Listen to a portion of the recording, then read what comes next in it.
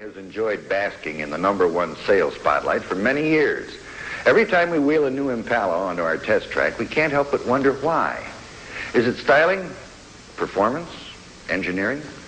Well, admittedly, Chevy has more loyal, dyed-in-the-wool fans than any other automotive producer, many of which would probably buy anything that comes off the assembly line, as long as the name Chevrolet is stamped on it.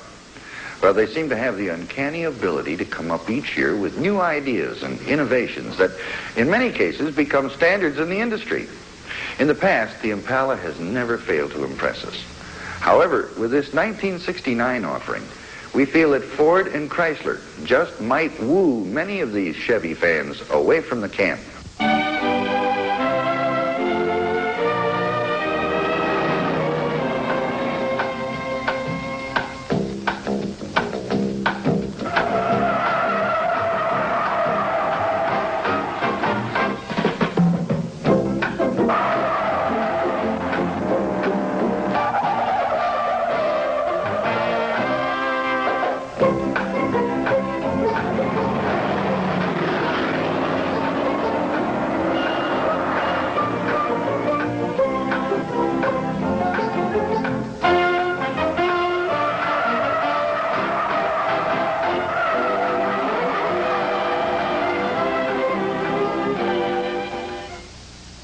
Changes in the '69 Impala are a little slow to grab you. However, the sheet metal is all new. Chassis and suspension components remain virtually the same. In the event the car looks longer to you, it is 1 inch longer. Perhaps the most noticeable exterior feature is the elliptical wheel openings. The rear bumper houses square tail lights, and the back window is now in a convex shape. The nose on the Imp sports a one-piece loop-style bumper surrounding a precision-molded grille. Concealed headlights are now available only on the Caprice.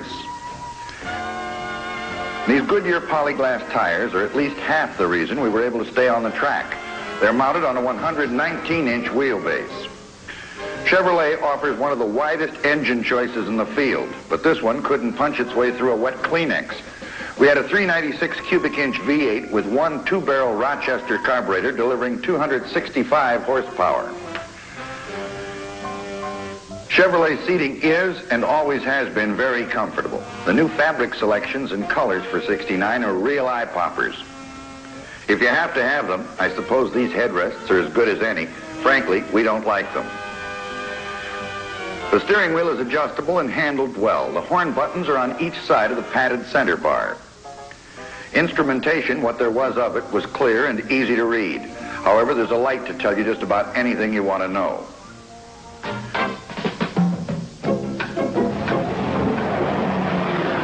Should have been a light to tell us we were moving. It took 4.5 seconds to get to 30.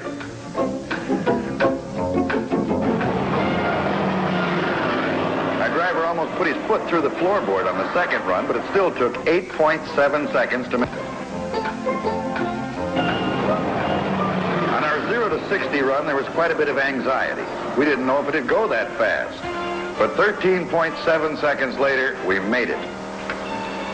We used the full quarter-mile strip to coax it up to 75. That happened in 19.8 seconds.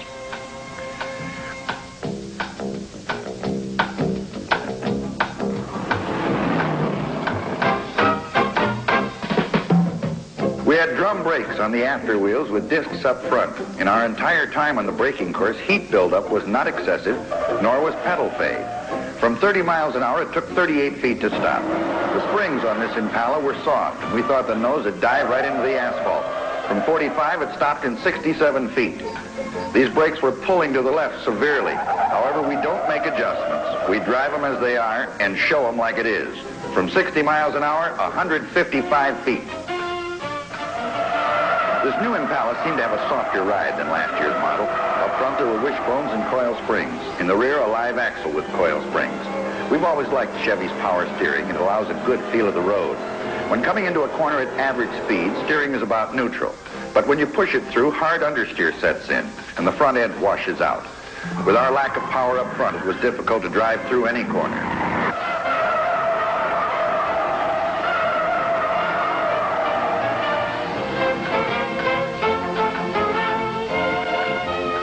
The Chevrolet division now employs a computer to determine spring rates.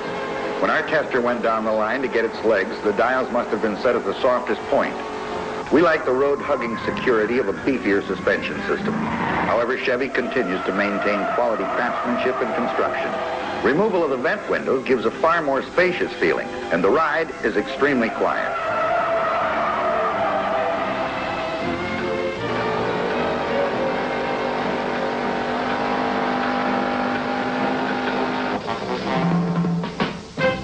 While we found this car to be underpowered and a little too soft, the new Impala styling is superb. And with a 427 under the hood, it's an altogether different animal. From the Corvette to the Caprice, Chevy tries to be all things to all people. Maybe that's why they're number one.